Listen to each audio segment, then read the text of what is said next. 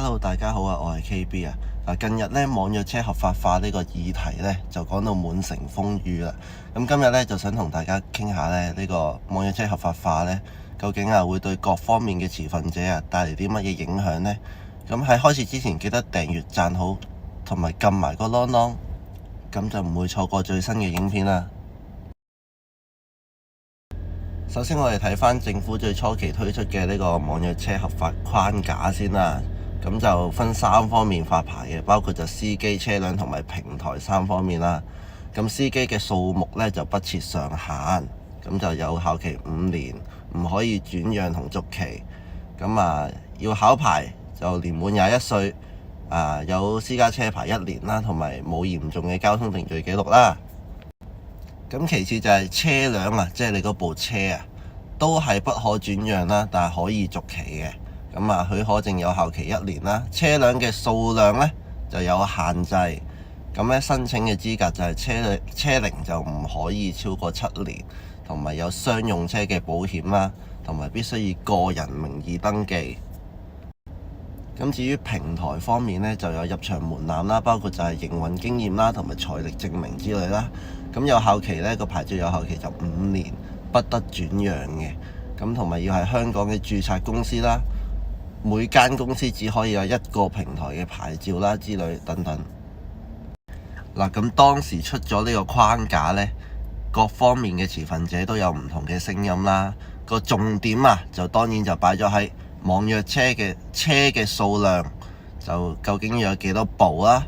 因為其實網約車嘅數量呢，有幾多部車呢，就其實直接影響到各方面嘅持份者嘅利益啦。咁當然大家有唔同嘅聲音啦。咁政府呢，就喺啱啱過去禮拜一呢，就公布咗，就話1萬至15000個牌初期咁佢公布咗呢樣嘢之後，就當然的士業界同呢個Uber 平台都各有聲音啦。咁 Uber 就話最少要3萬個，咁的士業界呢，就話1500個，2-3千個已經係盡啦。咁睇睇的士業界同 Uber 雙方面講緊啲乜嘢啦。咁的士業界就話呢，牌照太多呢，就好容易分薄咗的士司機嘅利潤啦。咁就因為的士為主，網約車為輔助唔可以俾網約車太多咁另一方面Uber 嗰邊呢，就話啦，1.5萬個牌太少，咁繁忙時間呢，嗰個叫車成功率呢就會偏低，咁同埋個車費呢會飆升70%可能係啦。因為大家都知道其實 Uber 係呢個海鮮價噶啦，咁越多一個需求呢，就會越貴嘅車費，呢個係不嬲都係咁樣嘅。同埋 Uber 就話繁忙時間可能叫車就會非常之困難所以就話1.5萬個牌太少咁點解 Uber 會咁樣講呢？其實睇一睇翻啲數據，Uber 現時喺香港嘅活躍司機呢，大約就有3萬個。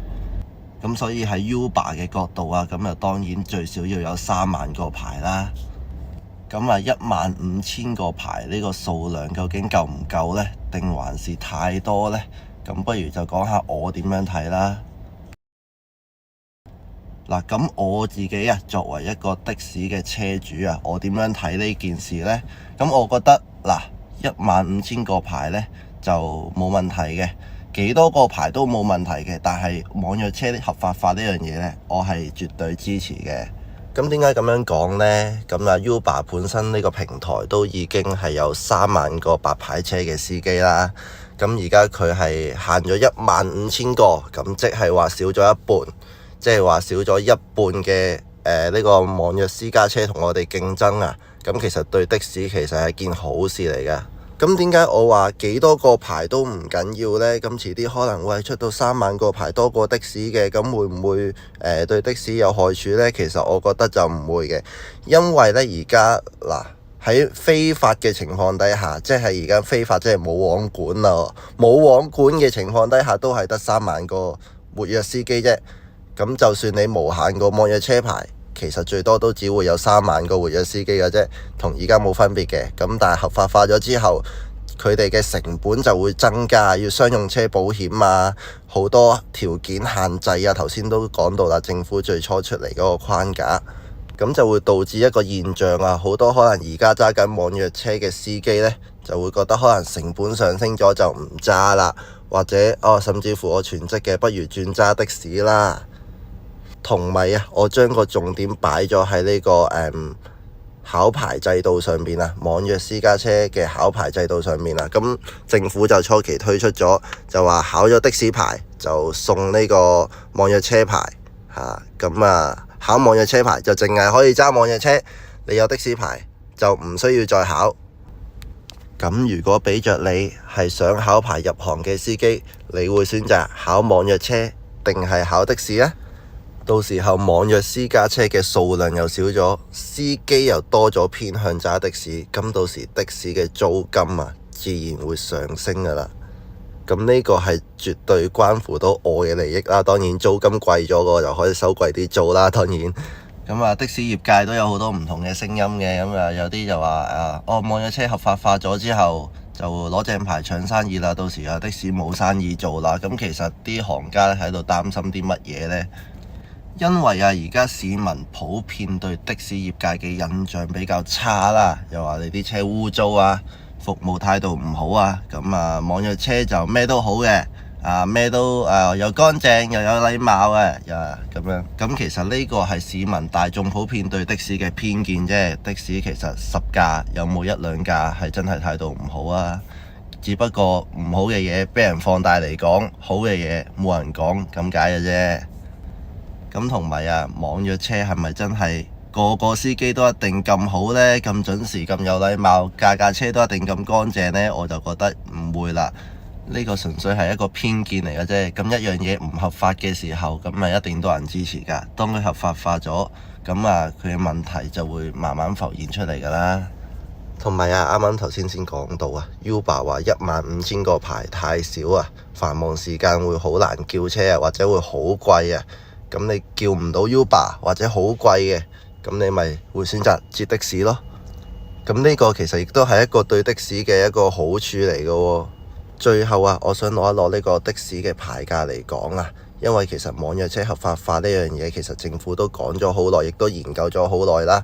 咁其實對的士呢個牌價有啲咩影響呢？咁睇返上年4、5月嘅時候呢，係曾經跌到180萬一個紅的牌嘅喎。咁但係去到年尾呢，就回穩返喺210幾、220度左右啦。咁佢喺呢個價位其實都徘徊咗好耐㗎啦。由9月一路去到12月、1月都 keep 住喺呢個價位嘅。咁我買入呢個的士牌嘅時候呢，就係1月份，2026年嘅1月份。當時個價位就係220萬樓下嘅。咁再睇返而家個牌價啦。今日5月15號個牌價已經去到254萬啦，或者係其實升咗一橛噶咯喎。咁點解會升呢？唔係跌呢？咁就係我啱啱所講嘅。其實網約車合法化對的士有個優勢，個優勢係明顯嘅，所以個牌價先至會上升。好多人都會搶住喺呢啲時間去買入一個的士牌。因為其實就係睇到未來網約車合法化咗之後對的士嗰個優勢所以先至會選擇去買入個的士牌咁多人買，牌價咪自然升咯。咁到時候網約車合法化真係合法咗之後，咁當然會仲有得升啦。咁當然啦，呢個只不過係我個人對未來嘅牌價嘅推測嘅啫。咁升同跌其實對我都冇乜關係嘅，因為我短期內我都唔會放咗佢噶啦，我都係自己攞嚟揸噶啦。好啦，咁今日呢條片就嚟到呢度，鍾意嘅朋友記得讚好、訂閱、分享埋俾你身邊嘅朋友睇。我哋下條片再見，拜拜。